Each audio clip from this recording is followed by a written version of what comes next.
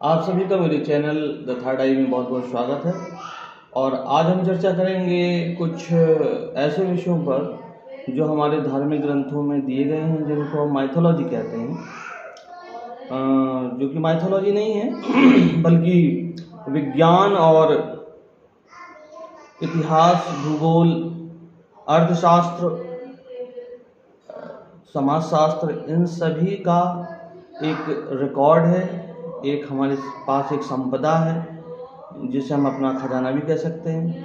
लेकिन चूंकि अंग्रेजों ने ये प्रोपोगेट किया कि ऑल हिंदू टेक्स्ट और mythology, all Hindu religious text, उन्होंने रिलीजियस कोट कर दिया, बल्कि हमारे यहाँ तो रिलीजन का कॉन्सेप्ट ही नहीं है। We are the follower dharma, we are the followers of dharma. हम तो धर्म के मानने वाले हैं, हम किसी एक किताब को मानने वाले नहीं। We are the person of libraries. तो महर्षि वाल्मीकिकृत संस्कृत रामायण में मैं देख रहा था कि दो बहुत ही अद्भुत जानकारियाँ दी गई हैं। जानकारियाँ तो बहुत सारी हैं, लेकिन जो मैंने नोटिस की पढ़ने के दौरान वो मैं आपसे शेयर कर रहा हूँ। एक तो हमें ये प्रसंग मिलता है कि उस समय हमारा जो साइंस थी, बायोलॉजी थी, कितनी एडवांस थी। इसमें एक प्रसंग आता है कि राजा सगर की पत्नी को महर्षि भृगु ने जब आशीर्वाद दिया, तो उनमें से जो उनकी छोटी रानी थी, जिनका नाम सुमति था, उनको उन्होंने वरदान दिया कि आपके 60,000 पुत्र होंगे। तो अब वो 60,000 पुत्र, अब आज की मानवीय कल्पना से देखें तो असंभव लगता है, लेकिन उसमें वो प्रक्रिया भी दी गई है जो कि it is very similar to test tube baby technology which we know this time. तो ये थोड़ा सा एडवांस टेक्नोलॉजी थी जिसके बारे में आज हमें नहीं पता ऑब्वियसली। तो देखिए, इसके कुछ अंश जो आपको स्क्रीन में भी नीचे दिख रहे होंगे, आप देख सकते हैं इसमें। ये मैं आपसे शेयर करने जा रहा हूँ। इसका जो 17वां श्लोक है, उसका हिंदी अनुवाद में आपको पढ़ के सुना रहा हूं। पुरुष सिंह, छोटी रानी सुमति ने तुम्बी के आकार का एक गर्भपिंड उत्पन्न किया। उसको फोड़ने से 60,000 बालक निकले। ये जो आप पुरुष सिंह संबोधन देख रहे हैं, ये भगवान विश्वामित्र जो है, ऋषि विश्वामित्र, भगवान श्री रामचंद्र जी को ये कथा सुना रहे हैं कि गंगा जी का अवतरण कैसे हुआ।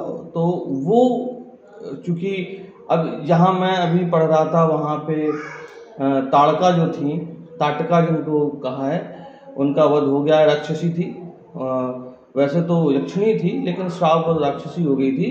उसका वध भगवान श्री राम जी ने और लक्ष्मण जी ने किया, तो इसलिए उनको वो पुरुष सिंह नाम से संबोधन कर रहे हैं, श्री रामचंद्र जी को, विश्वामित्र जी। तो कह रहे हैं कि पुरुष सिंह छोटी रानी जो थी सुमति, तो उन्होंने एक तुम्बी के आकार के गर्भपिंड को उत्पन्न किया और उसको फोड़ने से 60,000 बालक उसमें से निकले। और फिर उनका पालन पोषण, मतलब आगे का जो प्रोसीजर था वो भी इसमें दिया गया है, अगले ही श्लोक में 18वें में। उन्हें घी से भरे हुए घड़ों में रखकर धाइयां उनका पालन पोषण करने लगी। धीरे धीरे जब बहुत दिन बीत गए, तब वे सभी बालक युवावस्था को प्राप्त हो गए। तो इस तरीके से एक प्रसंग तो ये है जो हमें बताता है कि किस प्रकार से टेक्नोलॉजी हमारी विकसित थी, किस प्रकार से हम जो आज की टेस्ट ट्यूब बेबी वाली टेक्नोलॉजी है उसी के सिमिलर हम लोग सिमिलर तकनीक से रूबरू थे हमारे पूर्वज, और ये सामान्य चीज हुआ करती थी। एक और प्रसंग मैं इसमें देख रहा हूं, तो वो है माँ गंगा के अवतरण के संबंध में, जो हमें ज्योग्राफी की बड़ी सटीक नॉलेज देता है। इससे हमें ये भी पता चलता है कि सरयू नदी की आयु गंगा नदी से पुरानी है, क्योंकि सरयू जी जब थी उस समय गंगा जी नहीं थी। तो इसलिए जो 60,000 पुत्रों का वर्णन और ये सारी बातें हुई हैं, उस समय तक गंगा जी नहीं आई थी। इन 60,000 राजा सगर के 60,000 पुत्रों का जब संहार कर दिया है कपिल मुनि ने, इसके बाद ही जो है गंगा जी का अवतरण हुआ है। तो उस समय राजा सगर के समय में सरयू जी थी, यानी कि सरयू माता जो है वो गंगा माँ से पूर्व की हैं, पुरानी है। ये भी ज्योग्राफी का बहुत ही इम्पोर्टेंट फैक्ट हमको पता चलता है हमारे धर्म ग्रंथों से। अच्छा, इसमें मैं 11वां श्लोक से मैं आपको बताना शुरू करूंगा कि चलिए 10वें से शुरू करते हैं। रघुनंदन विश्वामित्र जी पुनः जो है उनको कथा बता रहे हैं गंगा जी के अवतरण की, तो उसी के संबंध में संबोधन कर रहे हैं श्री रामचंद्र जी को। रघुनंदन, भगीरथ ने देखा गंगा जी भगवान शंकर के जटामंडल में अदृश्य हो गईं, तब वे पुनः वहां भारी तपस्या में लग गए। उस तपस्या द्वारा उन्होंने भगवान शिव को बहुत संतुष्ट कर दिया। इसमें एक प्रसंग आता है कि गंगा जी तो स्पेस में थी, वहां से चूंकि भगीरथ जी ने तपस्या की, ब्रह्मा जी प्रसन्न हुए तो उन्होंने वरदान दिया कि ठीक है गंगा जी आएंगी, जिससे कि आपकी जो 60,000 पूर्वज हैं उनका तर्पण के द्वारा आप उनको मोक्ष के पितृलोक में आप भेज सकें, उनका मोक्ष हो सके। तो ये प्रसंग आता है। तो इसमें ये हुआ कि गंगा जी को अहंकार आ गया कि मैं तो इतने वेग से गिरूंगी कि शिव जी समेत रसातल में चली जाऊंगी, शिव जी मुझे नहीं थाम पाएंगे। शिव जी महायोगी हैं, उनको इस भाव का, गंगा जी के इस भाव का आभास हो गया, वो जान गए कि इनके अंदर अहंकार की भावना आ गई। तो उसको तोड़ने के लिए उन्होंने ये काम किया कि गंगा जी जब उनके मस्तक पर गिरी तो वो जटाओं में ही भ्रमित हो गई और कहीं उनको स्पेस नहीं मिला कि वो निकल जाए। दूसरी चीज ये भी है कि हम लोग जानते हैं कि माँ उमा यानी माँ पार्वती हिमालय पुत्री हैं, तो हिमालय की 2 पुत्रियां, उनमें जो ज्येष्ठ पुत्री हैं वो गंगा जी हैं।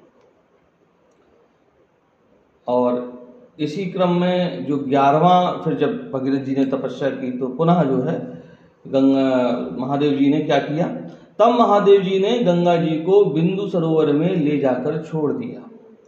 वहां छूटते ही उनकी 7 धाराएं हो गई, 7 स्ट्रीम्स। अब वो 7 धाराएं कौन कौन सी है, ये आज के परिप्रेक्ष्य में एकदम सत्य है। और इसको हम देख सकते हैं कि ज्योग्राफी की हमें कितनी नॉलेज इससे मिलती है। Being a student of social science, I am very glad to know this कि कितना सटीक विवरण हमको मिलता है।